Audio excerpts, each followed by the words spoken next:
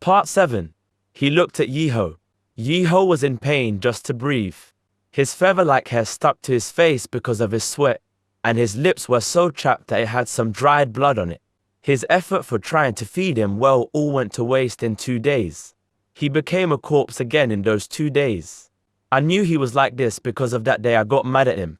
I even saw his pale face because of the cold wind turning blue and kept saying harsh things. And I left him like that. It didn't make me feel any better. So I ditched the government affair and went to the tawny hall with my sword. I destroyed everything I saw. Many bodyguards were hurt, but that still didn't calm me down. I was even thinking of hunting a deer and rip it into pieces. If Soa didn't report to me that Yeho is not waking up after fainting because of the fever, that poor deer with eyes like him would have ended up dead. After hearing that he was sick, even though the anger was still there, I ran to his palace. Realizing how fast I went there made me frustrated. I even grabbed a trustworthy doctor by his neck and brought him to Yeho. But it still didn't feel right.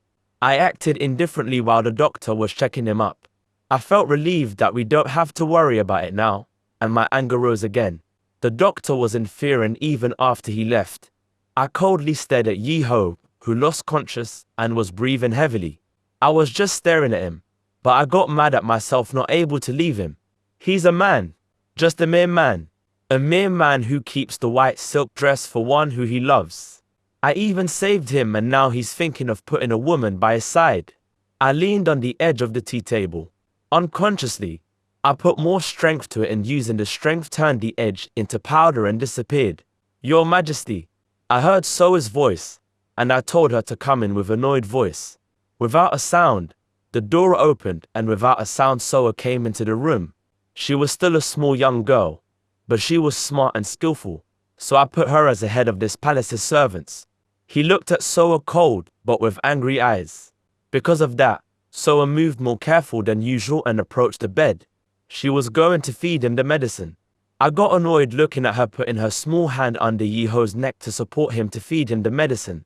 I remembered when I first met Yeho, it was her who I called her out. I looked at Soa. Is it her? She looks at least 15, and Yeho became 18 this year. Even if he is small, he is a man. He probably got interested in this young cute girl. I smirked coldly. But even so, it's too much to give a silk wedding dress just for a mere servant. He grinded his teeth. While he was thinking that, Soa finished feeding him the medicine and stepped back. He impulsively grabbed Soa's wrist. Soa looked surprised, but she didn't make a sound and looked at him. He didn't like how she was so calm. He looked at her coldly and bleakly said, "Will you come to my bed?" Because of what he said suddenly, Soa's eyes were full of shock. He smirked and grabbed her chin. "You are very beautiful. Will you?" Soa politely replied, "If you think I'm truly beautiful, then I will, Your Majesty." "It sounds like you are telling me I'm not telling you the truth. Your expression is full of anger. So it doesn't look like it's because I'm beautiful." He let go of her chin and laughed. "You are very fast. But if I think you are actually beautiful, then you will let me." Ha! Yeho will cry. Because of that, Soa's eyes got bigger, and on that spot, she knelt and placed her forehead on the floor. "Please take back your word. It's embarrassing to say His Highness is in love with me. I'm just a palace servant. This body is only for Your Majesty. If you say it like that, I just have to let go of my life." Skillful way of talk, but Yeho will still cry. He cynically said it and pressed down his anger that was about to burst again. "Is that right? It's one-sided love. You probably cried looking at that dress by yourself. But somehow Yeho liking her by himself made me even madder. Please take back your word, Your Majesty." "What do you mean? What you said is not true, so please take back your word. His Highness treats me like I'm his friend. He never showed that kind of feeling to me. I feel bad for the silk dress that's hanging in the closet." He chuckled and said. Soa twitched because of his word. "Are you talking about the bride's dress that His Highness has? You know, I dare to say to you, Your Majesty, that dress is not for me." "Then whose is it?" "It's our tradition that a man keeps his lover's wedding dress." He coldly said it, and Soa bent down her head more. "I apologize, Your Majesty, but I think you are mistaken something." "I'm mistaken something. I'm sorry, Your Majesty," Soa said it. and he closed his mouth and frowned. Tell me. His low voice hit Soa's head. Soa bent down more and told him with her calm voice. I know that the small kingdom that His Highness came from doesn't have that kind of tradition that the husband prepares the wedding dress. And His Highness stayed here only for half a year. He is even not used to North Empire's daily life. He doesn't know any of this place tradition. He bit his lips and touched his forehead after Soa said that. His ears even blushed. But this time it wasn't because of the anger. It was because he felt so pathetic. He lost his sense because of the white bride's dress and forgot where Yiho came from. I behaved indecently. He bit his teeth, and Soa lowered her shoulders even more. He felt pathetic and empty and said, if he didn't know that tradition, then why does he have that bride's dress? It's His Highness's. Yiho's? He came here wearing that. Wearing that, he just remembered. Yiho came in disguised as Princess Suayang. Princess Suayang got picked as previous emperor's concubine. Obviously, they gave her the white bride's dress to wear. And actually Princess Suayang had to wear that. He unconsciously chuckled. It had feeling of pathetic and sneering at himself. Oh, I really behaved indecently, Soa replied. I don't know what you were saying, because of what she said. He laughed, pretending like you don't know anything. I don't have to bring it up again then. You may leave.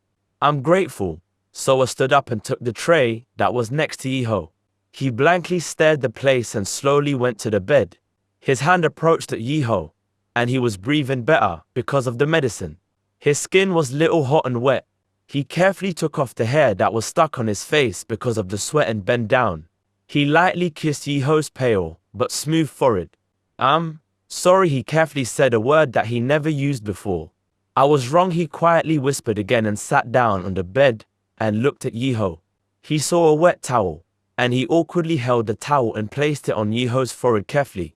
Then Yiho made a sound and moved a little bit. He calmed his surprised heart. Sister.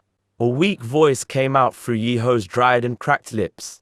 He was surprised and looked at Yiho, but his eyes were still closed. Sister. How about Mum? He doesn't look like he knows where he is. Yiho talked a little bit childishly, and he didn't know what to say to Yiho. Did she go out again? He murmured like he resigned himself, and grabbed the Emperor's hand. Ho is okay. Don't make that face, sister. Cough, cough. It was adult-like, but his way of talking was little childish. At the end of the sentence he coughed. The Emperor panicked and gave him some warm tea that was next to him. Yiho sighed after drinking the tea. After that, Yiho moved his head on the Emperor's lap. Because of Yiho's sudden action, the Emperor froze. Yiho felt the tension and rubbed his head on his lap. Sister. Because of Yiho's calling, the Emperor hesitantly touched Yiho's forehead. Yiho relaxed and fell asleep. The Emperor didn't even realize it himself, but he had a soft smile while looking at Yiho's pale face.